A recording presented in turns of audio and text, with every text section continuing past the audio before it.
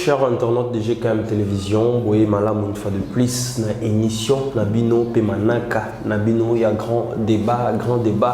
Émission wapi mimela kabino penza biya nous na maima ko tungisa pe na maima ko leka à travers la République démocratique du Congo ongai mona mboka mbia chaque ko na ka penza ne sengo makasi ya kozala une fois de plus il besoin itando ikena bino pour ko présenter bino yango et pourquoi pas pour na ko offrir bino maima ko leka en République démocratique du Congo ezali lombala liboso ya ko landa GKM Télévision to senga ko be loko moko abonne-toi à la chaîne et puis Panza, fina cloche à notification et puis pourquoi pas pour partager lien na bande ko banso ba ko na biso libanda ya mboka yambo ete na banda émission ya lelo na kopesa mbote na apôtre Gérard Kabé ozali kopesa biso une fois de plus makasi penguya kozali une fois de plus liboso itando ikena bino bozali bato obo ko na biso binzinga partout bozingo tsunga grand débat na lolenge oyo sengel ko sungela émission en tout cas maboko ezali ya kofungwama toko ya bango ezala la bienvenue en tout cas numéro de téléphone ezali wana toko en contact et kozala eloko moko ya malamu en tout cas les longs les sengo makasi penza une fois de plus ya kozala liboso itando ikena bino en tout cas au kolanda biso de partout na Chine na Suède partout na Hong Kong partout bisika vous allez kolanda biso en tout cas na tombel bino mokolo et là mon pe bon détente katikati ya émission ya lelo grand débat bobi grand débat penza et la kabino mingi kokota penza na profondeur na même koleka na République démocratique du Congo lelo to kolbela une fois de plus sondage par rapport à l'élection topé à Maponomi en 2023 en tout cas le sondage est kobima kili mais tout le monde sondage au tout ko landela munkie même si to ko décortiquer en le ngona bino to ko talango ni penza au bande ko ba sili ko sala comme sondage bien que sûr Félix Tshisekedi a toujours en tête il y a sondage et puis une fois de plus to ko lobela 25 ans il y a disparition il y a Maréchal Mobutu mais aussi là qui bon ko le Kalobi le 7 septembre na niveau il y a Maroc en tout cas et ça qui moi pas si ko raisonner ba Congolais ba raisonner président na bango ba msusu benga kay dictateur ba msusu ba lobela kay na ba lolenge qui c'est mais il y a des gens aussi qui pensent à Mobutu jusqu'en ces jours oui créer ba biloko ebele créer même ba groupe impair on a vu ça quand même on doit parler dans cette émission et puis on parlera une fois de plus le problème des carburants. Le problème des carburants est un problème où il est mondial. Partout dans le monde, bazole la carburant. Mais ici à Kinshasa, bateau emité mamabe, ba koya na ngona ba cadre mosusu pona kolobela ngona ba lolenge o esengeliti. En tout cas na ba lolenge o esengelite to kolobela ngo une fois de plus na katikati na émission et puis to kosukisa na makambo matali ba mandataire ya IDPS ou basila kibongo kozala nommé par ordonnance et chef de l'État, son excellence Antoine Tshisekedi Tshilombo, Félix Antoine Tshisekedi Tshilombo. En tout cas, bazaki bongo présenté.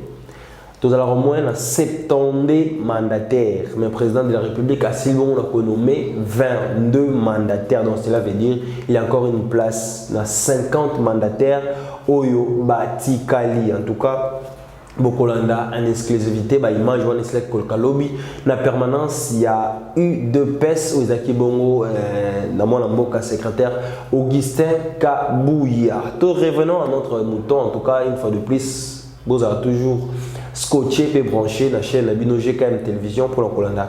Pe kokundola une fois de plus Maïmatali actualité il y a République démocratique du Congo. Donc, quand il y a un sondage, en décembre déjà, Matali Maponomi, la République démocratique du Congo, à bientôt, carte d'enrôlement déjà, et coupé, ça m'a par-ci par-là, en tout cas, sondage peut comme déjà belé par-ci par rapport à la réalisation. Je ne sais pas si on peut dire par rapport à la réalisation, parce que découvrir une vidéo entre Bissonabino total par rapport à sondage, Oyo, Batobasil Kotia. Nini penza eleki nakati total nanu likambotali sondage total vidéo oyo bo sondage ba classé selon bango ndenge nini ekozali na Maponomi ya 2023 selon ba sondage oyo tolanda. Les top 10 des candidats capables de remporter la présidentielle en 2023. Félix Antoine Tshisekedi Tshilombo donnait 20 quarts de le premier tour avec 52% de suffrage exprimé. Et à la deuxième position, Joseph Kabila Kabange avec 22%. Martin Fayoulou à la 3e position avec 13%. La place de 4e position revient à Alain Daniel Chokumba avec 10%. Jean-Pierre Bemba à la 5e position avec 5%. À la 6e position, Joseph Olengankoy avec 3%. À la 7e position, Moïse Katoum Chapo avec 3%. 8e position revient à Azarias Rouberois avec 1%. Et à la 9e position, Vital Kameri avec 0,9%. Et enfin à la 10e position, Adolphe Mozito avec 0,6%. Sondage des coups d'opinion. Les top 10 des candidats capables de remporter la présidentielle en 2023. Félix Antoine Tshisekedi Tshilombo donné vainqueur de le premier tour avec 52% de suffrages exprimés. Et à la 2e position, Joseph Kabila Kabange avec 22%. Martin Fayoulou à la 3e position avec 13%. La place de 4e position revient à Alain Daniel Chokumba avec 10%. Jean-Pierre Bemba à la 5e position avec 5%. À la 6e position, Joseph Olengankoy avec 3%. À la 7e position, Moïse Katoum Chapo avec 3%. 8e position revient à Azarias Rouberois avec 1%. Et à la 9e position, Vital Kameri avec 0,9%. Et enfin à la 10e position, Adolphe Mozito avec 0,6%. Sondage des coups d'opinion. Voilà, nous sommes de retour. Aussi, la vidéo, en tout cas, on a toujours deux fois. Pour on pensa bien à Bokebi Nyonso 2023, Félix Antoine Tshisekedi sera relié, vrai ou faux. Selon Makanisi Nangai, en tout cas, le président de la République démocratique du Congo a 99% Yakozala. Une fois de plus, la tête de la République démocratique du Congo, en termes de réalisation, en termes de diplomatie, en tout cas, son excellence Félix Antoine Tshisekedi Tshilombo, en tout cas, il n'y a pas match. Cadeau il a flatérité. Quand même, le président de la République a travaillé dans plusieurs secteurs. On avait ici, on avait eu problème de déboulonnement. Félix Tshisekedi a bouleversé le système Yakabili, puis qu'on tient le système Yassika. En tout cas, ce n'était pas facile. Le système, pour changer le système. Mais l'autre président de la République a eu une innovation, a eu une makanisi, et simbi. Les Congolais ont promesse, promesse sur promesse, promesse sur promesse. Mais là, tout le monde en réalité, Oyo et Sili Bongo na kobima sur le terrain. Le président de la République, Azali Bongo na volonté à travailler, Azali na volonté à couper sa gratuité et enseignement. Ozaki Kamboya passe, Tungisa qui bat, patouana ko miswa moto. Les gratuité de l'enseignement est simbi. Moto tout azali penza ko sepela c'est inquiétant sur sombika uniforme moi dans une classe ya au félé auparavant ils allaient quitter tout moni marabout belé en termes de réalisation mon nzambo kasil ko salma salaire ya enseignant à l'époque aux enseignants zaki et le kombo zaki likambo ya soni ko bibenga nazali professeur mais ça na ba professeur a maelo ba binisi bato mais Azan a maigre salaire. Mais le lot quand même professeur a vu sans servir, a vu le lingue à Kosepela. Même pendant les vacances, professeur a fait à l'aise. Topé moula qui a fait kimia. Mais pendant ces temps, pendant l'époque de Joseph Kabila, il y avait des enseignants sur le congé hier, matin et bandit. Donc, à Luki Moussa Moussous pour l'instant a changé parce que à quoi se retrouver. Mais les lots, quand même, enseignants, une fois de plus, goût, il y a Kozala, Liboso, ya ban. En tout cas, c'est là comment tout se peut le louer. Mais par rapport à son sondage total, et là, c'est comme ici, Joseph Kabila, 22%. Est-ce que, quand on a un sondage, quand on a un sondage à Bozosala, est-ce qu'on a pris le temps de raisonner? Joseph Kabila, qui soit 22%, il y a ma Kambounine. La constitution, beaucoup li kondi à la République démocratique du Congo et s'il y a Kolobaete, président Azalaka une fois Azalaka élu, renouvelable une seule fois. Si Manangwa comme sénateur à vie. Lélo, Joseph Kabila, sénateur à vie. Asa Kimia Kinga Kati, mais je ne crois pas, Batoyi FCC, bato ya FCC kino lelo ba kolotaka ndoto ya président de la République, il y a ex-président de la République Joseph Kabila Kabangi. Na monde ba juba mami qui est 22%. En tout cas, tu réfléchissera bien. Tu réfléchissera bien avant de agir dans ma vidéo, je suis tout le monde à cause de la wapi na manière nini André Mbata a éclaircir à lobby par rapport que Joseph Kabila koki kozonga li susute ba constitutionnaliste ba lobby Kabila koki kozonga la pouvoir te metala lelo ba to bazo rêver ko rêver ka Kabila zonga la pouvoir. Est-ce que dans la PPRD to pe na ngambo FCC moto mosusu wa maele azali te obele Joseph Kabila? C'est ça la question que je me pose chaque jour. Moto mosusu azate wazuko iko ya innovation ya sika pe même makambo ya sika. Rêve il y a tous les FCC Joseph Kabila. Rêve il y a bato peut perdre une chose baté après Kabila. Préparons peut-être après Kabila nani akoya na sima. Personne. Ba on va croire car Kabila koya. Kabila koya. Kabila koya akozonga wapi. Oh maloba dernière maloba ya Nemi Moulani. Oh Kabila doit revenir pour réparer les erreurs. Quelle erreur Kabila a laissé ou ils doivent encore revenir pour réparer. Son excellence Félix Antoine Tshisekedi a kosala mandat na ya kosala ceux qui peut s'imiter pour le temps ba ko accélérer mandat mosusu après mandat wana président de la République a otika a comme sénateur. C'est ça ce que nous dit notre constitution. Mais les lotos Kabila, les Kabili, est-ce que il y a tout dans le Kabila tata réunion moko fancy ba on ba bo mekano ko longola na nga bo mi tout dans entre bino et belé ya ba professeur au sein du FCC. Mais c'est pas la maloba moko na moni pas ya Lambert Mende. Alors to banga te soutenir, nous travaillons jour et nuit. Pour son excellent Félix Tshisekedi a cause du deuxième mandat. Les lois a fallu la sangani na Kabila, ta sangani na Moïse. Et ça passe pour balonga chef de l'État. Voilà mon la merde. Grand débat, en tout cas les lois n'a qui peut éclaircir parce que même moi 22% yo bopesi Kabila ya nini. Pour ça la nini, Yamakamou nini, ex-président, sénateur à vie. L'invitation dans la constitution va comment que sénateur à vie peut postuler une fois de plus. Tu peux sénateur à vie une fois de plus, ça il bosse avec un délicat le baïté qui est ngana rosa la boy ngana postuler.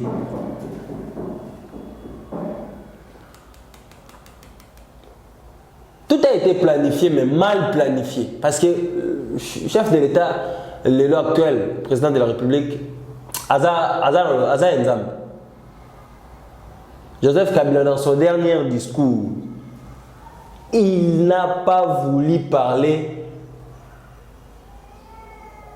bye bye. Asali bye, en tout cas, on peut ça bye bye. Abibo Kanisa qui n'a pas adieu. Vous comprenez mon émotion. Mais à bientôt. À bientôt, pourquoi? Il savait, dans leur plan, qu'est-ce que je dois faire? Je dois faire ceci par là. L'homme propose, Dieu dispose. L'homme propose, Dieu dispose. Dans ces temps ici pour la République démocratique du Congo, et comme il y a un exemple, ils ont soutenu un bâton moukilité. Parce que ceux qui ont un bâton moukilité, nous avons une histoire mouchouche. Nous avons une histoire à Dieu à musée. Nous avons une pour la seconde fois. Mais Dieu n'a pas permis cela. Regardez, ils ont une chose pour comprendre les moulins en Zambie. Telle la façon RDC et ça les changements à votre président. Quand on a fait Joseph Kabila, quand on a fait Tshisekedi, tel est le qu'on a déguisé Salim. Et là, son excellence, c'est qu'il est 5 ans, 4 ans. Bilan, pour moi, largement positif. Chantier partout dans la République démocratique du Congo. 56 années dans Mouké. 56 ans Mouké. Nous avons 80%, le reste n'est pas Kaboul. Tu vois, on a Jean-Pierre Bemba, 5%. Ah!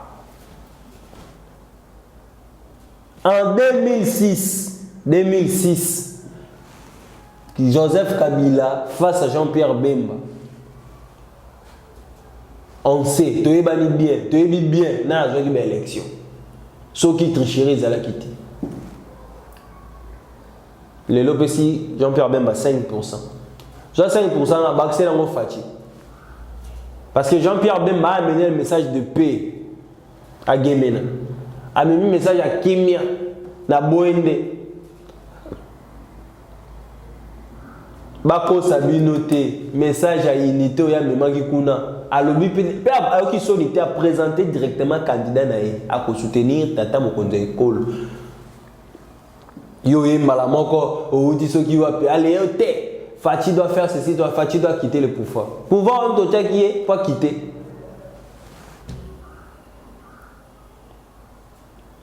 Nous avons soga lobby na vie à moto, a décidé na vie à moto. Ata yo nani au Kangote. Na émission bien tant l'homme propose des dispose. En termes politiques à la République démocratique du Congo et pousser surtout réfléchir aussi. 25 ans après, Zaki en tout cas, Liwaya Moko est président de la République démocratique du Congo, Zaki Bongontanga Mobutu, Zaki Mesu Salamaki Mokolo ya lobby, tout le monde qui maman Zalaki, maman nae, maman ya Zanga Mobutu, Mobutu, tout le monde bana nae, tout le monde peut Zanga Mobutu c'est Kozalawana. Mazaraki Malobate à propos Italie Makambo, Italie Belé, Mambo Belé c'est Koloba après 25 ans de disparition et papa na bango. À l'obélé qui m'a Belé, à l'obélé une fois de plus, les Cambodgiens rapatriement, il y a corps, il y a Mobutu, dans la République démocratique du Congo. En tout cas, une fois de plus, nous avons toujours une image dans une interview accordée à Christelle Sakone de la radio Top Congo FM. On va suivre ça et puis on va se retenir tout juste après. 25 ans après, que dire? Eh bien, je pense que 25 ans après, l'émotion est toujours là, elle est présente, parce que notre papa est toujours présent parmi nous. Mais c'est d'abord le plaisir d'avoir toute la famille, les proches, les amis autour de nous pour célébrer cet anniversaire, qui cette année, bien entendu, revêt un caractère plus particulier. Mais voilà, donc je dis l'espoir, parce qu'aujourd'hui on voit il y a les enfants, mais également les petits-enfants, puisqu'il y a quand même plusieurs petits-enfants qui sont là présents. Et ma foi, en tant que chrétien, voilà, c'est un grand jour. Il y a aussi le représentant du président de la République. Est-ce que puisque c'est une première, est-ce que cela signifie quelque chose? Ben certainement, je pense que le président de la République a eu à s'exprimer sur la question à plusieurs reprises. Et ma foi, il s'est fait représenter aujourd'hui. C'est un signe positif, je pense, pour la famille. C'est un premier pas.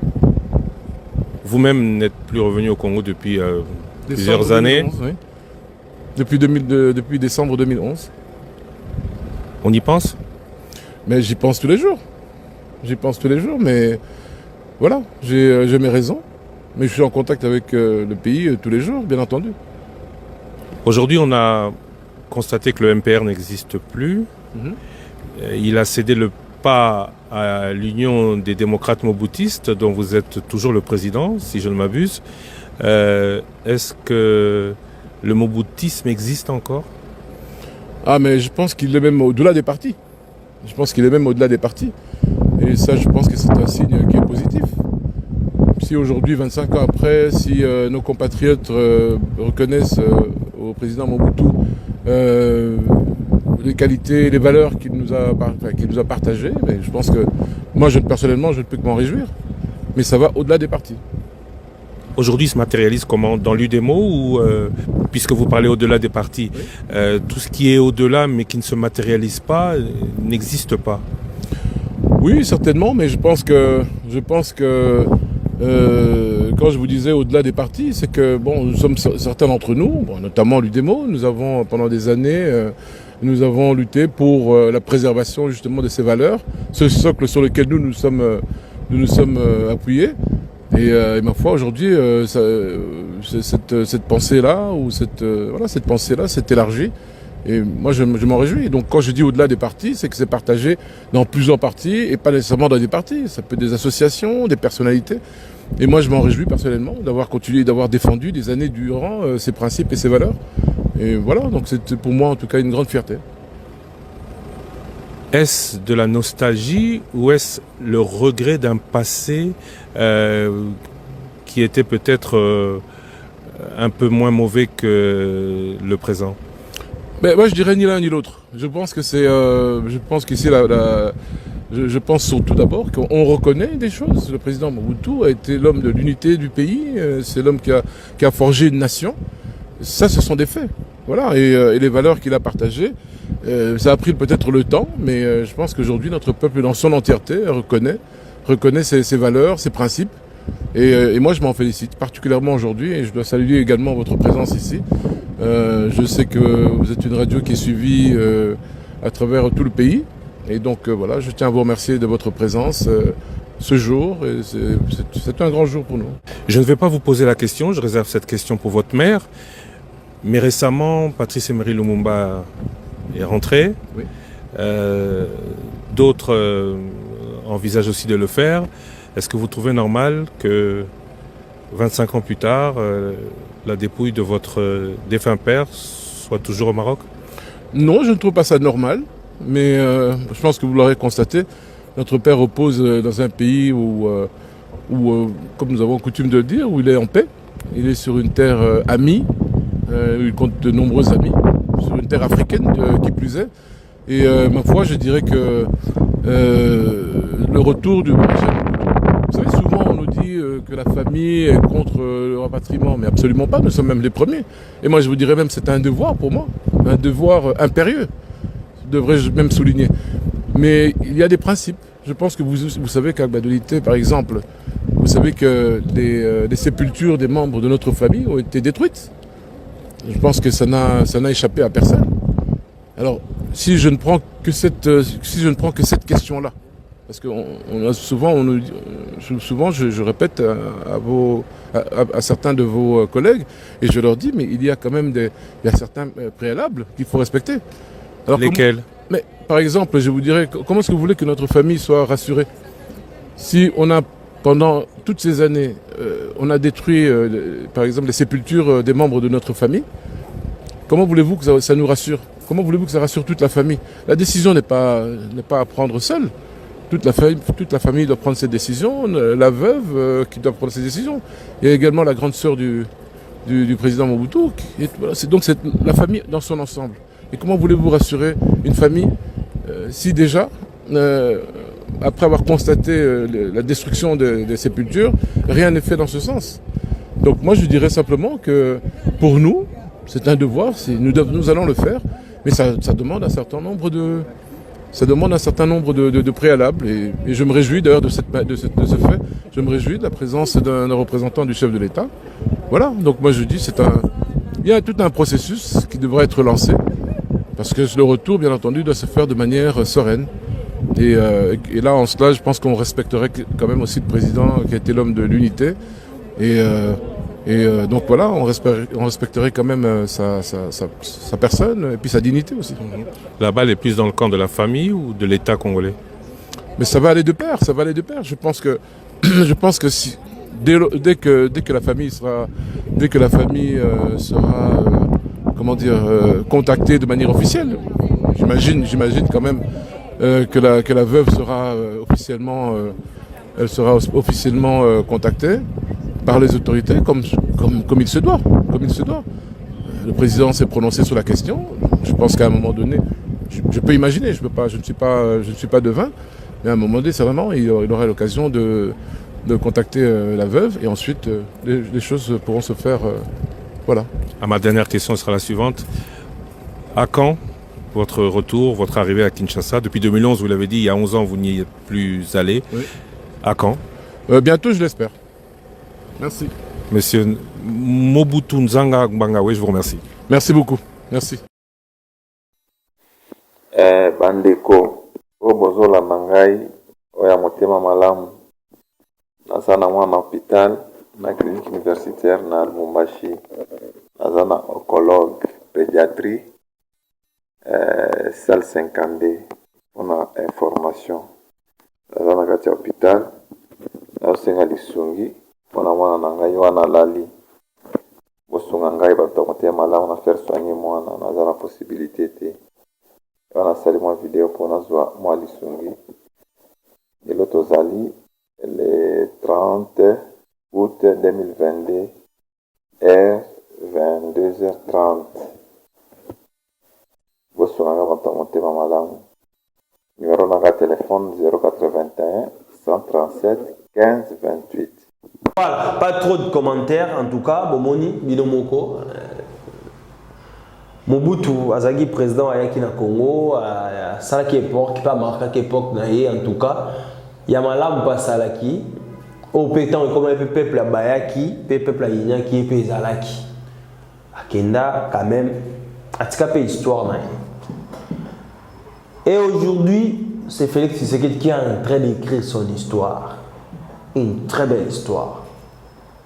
Aïna Lissanga, Asanisi peuple. Azuba divergence au niveau de la population congolaise en tout cas. A Congo malembe vie sociale et Kobunga, Maramutu et Kobunga. Quand même, tout peut c'est énorme temps à Salanae. Lobby de l'équipe les lots en tout cas pour bimananda kuna yo okoma siko yo kena ko sa msala to comme na place yo kena ko travailler en tout cas ezali pasi ya kosakanati carburant et komona nati ba camion etandami na ba station ko eloko mususu carburant ezate moto soka zui déjà moins 10 litres na sombi fiero wapi.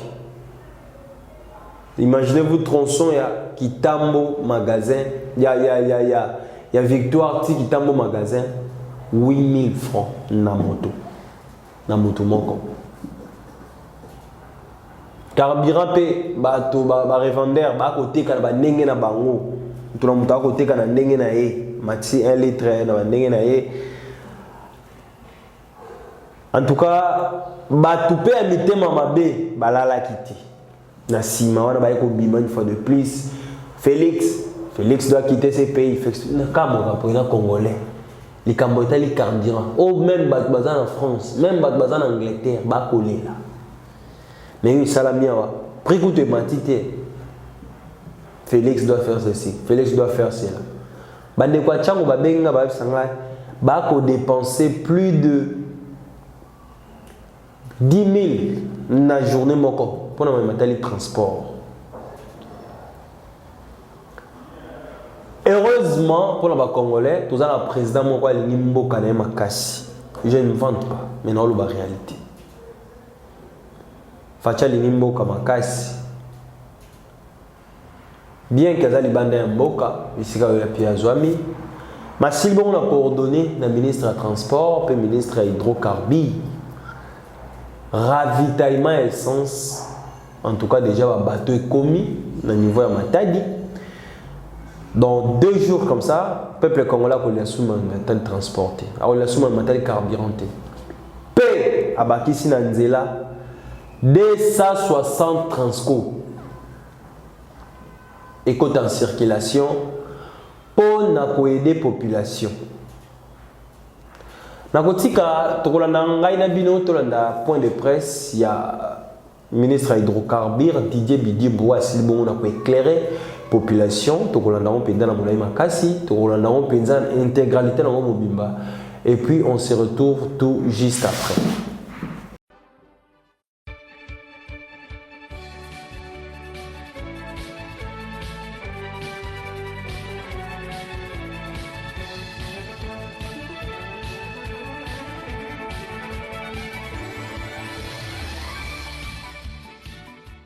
Bonsoir Bandeko.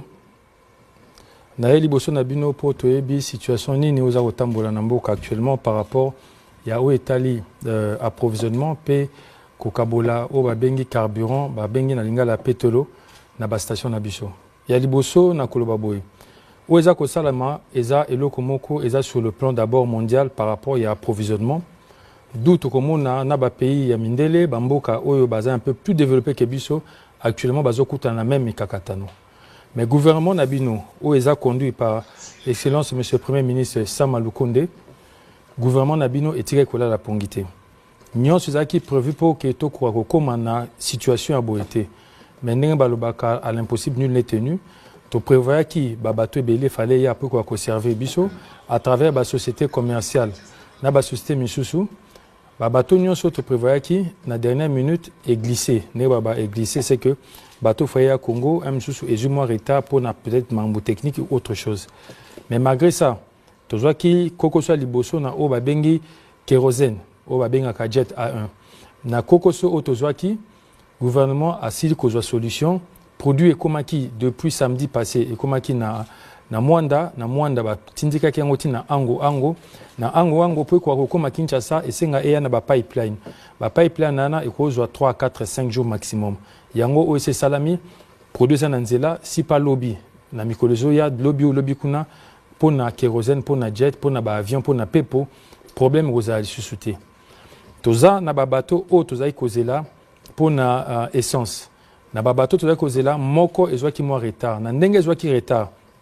o ekoya eza prévu ekoma le 14 septembre mais le temps ekoma le 14 septembre le temps ebima batindika pe koma na Kinshasa ekoki kopesa biso mo retard muke ndenge lokola ministère hydrocarbures eza na tutelle na ngai tovanda ki ngai na ba expert na ngai na bandeko ya CEP na bandeko ya logistique nyonso pona koyeba ndenge ya retrouver solution malamu oyo tomonaki mpona kokoka koevite kokoso oyo eza oyo tobengi tosala rationalisation toyeba ndenge ya diminuer quantité servie parce que na ville ya Kinshasa na mokolo moko tosalelaka 1100 mètres cubes mpona consommation ya carburant mazout nyonso wana tocalculaki ke soki tocontinue na stock oyo toza nango kopesaka 1100 mètres cubes chaque jour d'ici le 14 et à jour na biso ya suka et au sala que le 14 après le 14 troza sous swatana litanga moko te ya carburant ndeto lobaki tozwa to divisango ndeto komi kopesa 620 mètres cubes par jour donc on a ko insister exacte que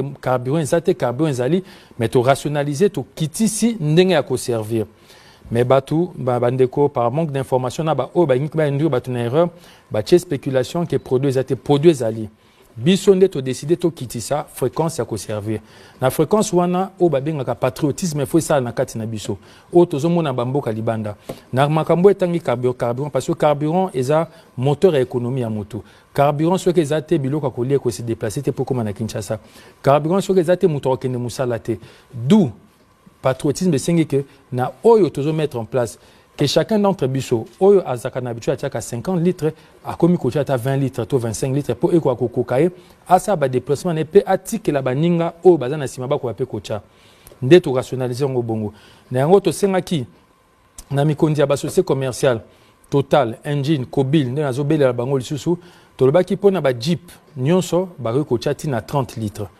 pona mituka nyonso mikie oyo tobengi ba ketch na mituka misusu bakosuka na 20 litres ezo permettre to rationaliser pour mutu azanga te vome to zwa ndambu le temps ba bateau o ezo koma et permettre situation zonga ndenge banda kozala yango na profiter na bele les sous ba gestionnaire à ba station service il faut vraiment que ça la ordre parce que mutu nzela koti tozo mona mutu aki à se servir mais azangi ndenga ko bima station et créer sous son embouteillage et créer sous ce problème.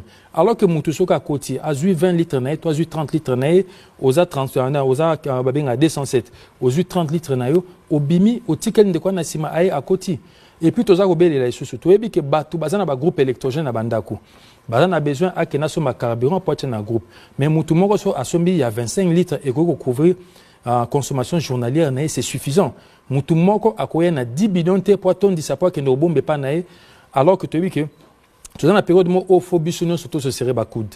D'où le gouvernement, à travers le Premier ministre et puis le ordre chef de l'État, son Excellence Félix Antoine Tshisekedi Tshilombo, et des mesures sur sa mine koleka. Parmi les mesures pour alléger le transport.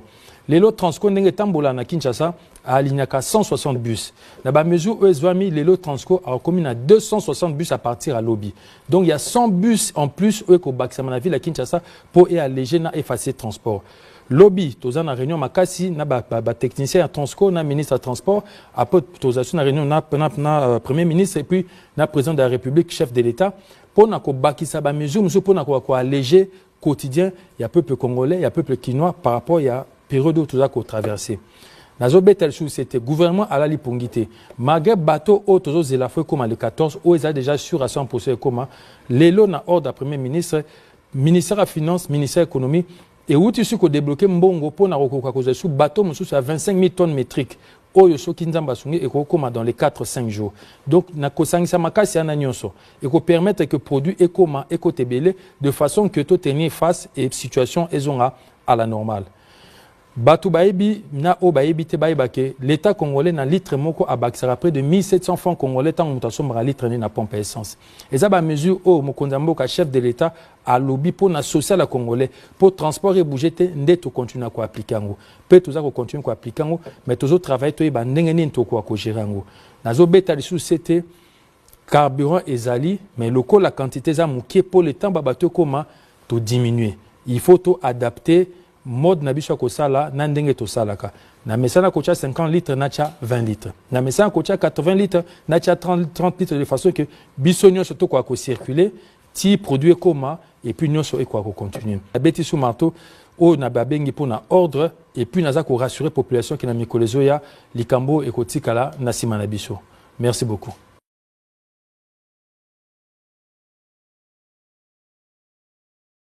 Vidéo wana penza na bokebi en tout cas malem tongo comme na suka émission na biso en tout cas président de la République aza na bolingo ya population pe bolingo ya peuple na à disposer ba mituka oyo et ko renforcer secteur ya transport pour les populations aller la na matali transport dans la République démocratique du Congo. En tout cas merci une fois de plus à son excellence Fatou Béton biso bao dans tout ce mitukate. En tout cas on doit en profiter quand même pour pourquoi pas pour quitter un reportage pour ça la misala ndenge bosengaka to komi na suka penza émission na biso mais ya mbote to silana to kabwana na émission lelo to mona ki bongo ba mandataire ya sika bazaki nommé na président l'ordonnance ya chef de l'État son excellence Félix Antoine Tshisekedi Tshilombo 70 mandataires 72 mandataires où normalement c'est là qui va changer tout le monde 22 mandataires dans le secteur déjà 22 mandataires basili bongo kozala une fois de plus nommé et ya ki lokola mon PP et ya ki pe ba op ba CP en tout cas bonne chance na mandataire pe na ba PCA na bato nyonso basili kozwa une fois de plus mon salaire sika en tout cas nzambe a tabino loboko boy ko travailler pour l'intérêt de la population et non pour vos intérêts le quoi déjà ba foufou bois kama ki ba kobina ambiance ba champagne déjà bandaki tapage. Tout le monde présentation il y a un mandataire Augustin Kabouya Sekbon la lobby na permanence il y a IDPS pour nous limiter et on se retrouve tout juste après. La salaki campagne na bango rien que pour dresser l'opinion contre le président de la République. Azo pesa ba combattant misalati. Azo pesa kaka bato a diaspora. On dirait net diaspora bazwa basi na bango. Lelo Mokonzamboka a tribunal devant et fait accompli. Tokani, Tokani, Tozo banda kobenga moko na moko. Nakomesana awa tozali boso a base ya IDPS. Tokani, Tokani malam. Nakobenga Ndeko Fortina Ndambo, Aza Fédération Kasai 2, Atelema, Bobé Telema Boko. Yende actuel PCA, il y a OGFREM et OCC plutôt. Actuel PCA, il y a OCC nommé sur ordonnance présidentielle. Voyez bien ou bien voyez bien été. Voyez bien. Bobé Telema Boko Magashi. Akobenzala. PCA vanda na yo Toza kobenga Mama Mason présidente ya Ligue des femmes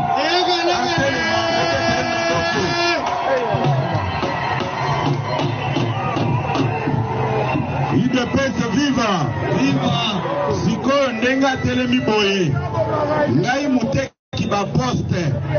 Elle m'avait payé combien pour être retenu sur la liste des mandataires? Obetere maboko makasi. Rémi Kounima.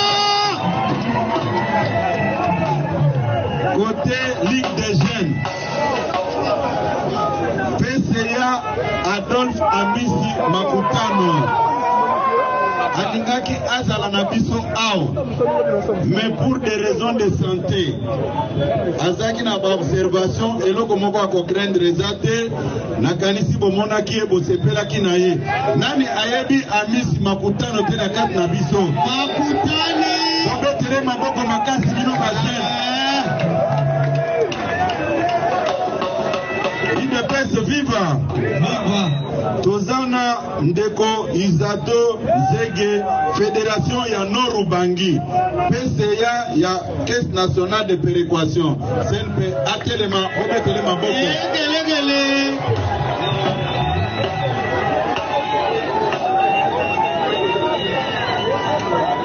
Tozana Bongono Tokole Pistis, Fédération ya Changu, DG ya Sokimo.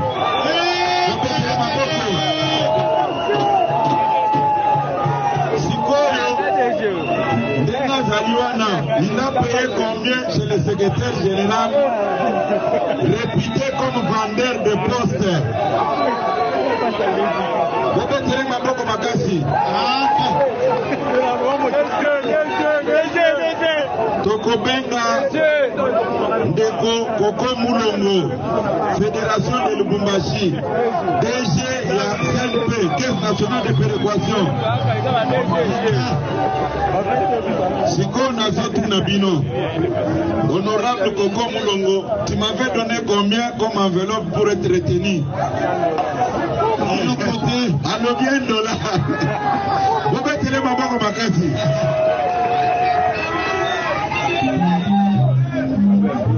Tozana Ndeko Bertin Moudi Moudi Sekedi, DG la FPI.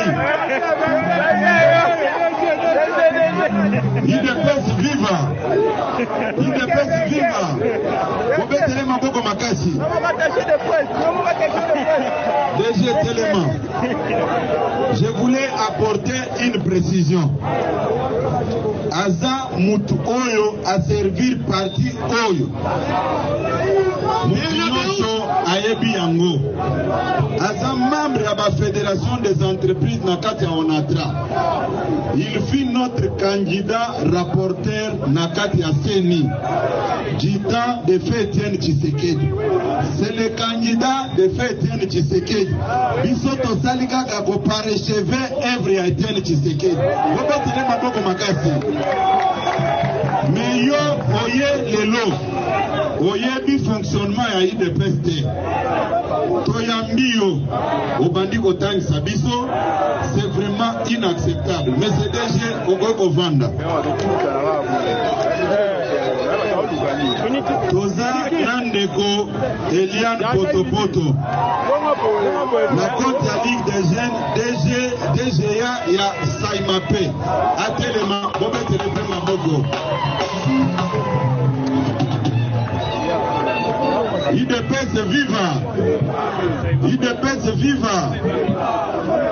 Na sololaki na batu. Na ebisaki mokonzi ya mboka. Que toko solola, c'est bien. Il faut total la paix, ma sensibilité mosusu. Avec la bénédiction de son excellence monsieur le président de la République, tokendeki koluka ba combattant mosusu oyo babandaki ko travailler à distance na biso bato bandaki ko gérer parti au quotidien. Parti oyo eza na histoire na yango. Boyebi histoire ya ba 13 parlementaires. Parmi ba 13 parlementaires. Nasuka ya émission Abisso en tout cas bozaki belé à condamnation de partout à travers le monde. En tout cas le grand débat Zaki Nibongo n'a invité vous étiez quand même riche en images. Côté la Mayama Koleka en République démocratique du Congo, en tout cas même ceux qui m'ont invité par mon invité par rapport à ma matali carburant en tout cas et pénaliser bato belé ko bima pe ko sala ba déplacement. Nazaki laissé mon makasi à présenter une émission à Mokola lelo ngambia Chako Shadrack en tout cas to kutani na bino mbala sima mais mbote na sisa na kopesa mbote na Porte Gérard Kabea na kopesa mbote na Ndeko Landry wala ndakapso depuis France et pourquoi pas na Django Shadrack depuis France et pourquoi pas à papa Antonio Mbia depuis Londres et pourquoi pas à papa Mbia Lubanza Dio depuis Kinshasa et puis pourquoi pas à Porte Gérard Kabea ou à pesa kabiso makasi une fois de plus il y a besoin une fois de bosoa itandeki na bino. Pourquoi pas à mon cordon justice, en tout cas, big salam, Nainabino Tokutani Bongo Lopi. Royal Hands Foundation. Médicaments directs. Envoyez-nous l'ordonnance de votre proche depuis le Congo RDC. Payez en ligne. Nous irons la chercher à la pharmacie. La livrerons directement à votre famille en moins de 24 heures. Visitez notre site www.royalhandsfoundation.com. Téléphone plus 44 73 05 94 65 59 plus 243 900 064 326 plus 44 73 05 86 94 88.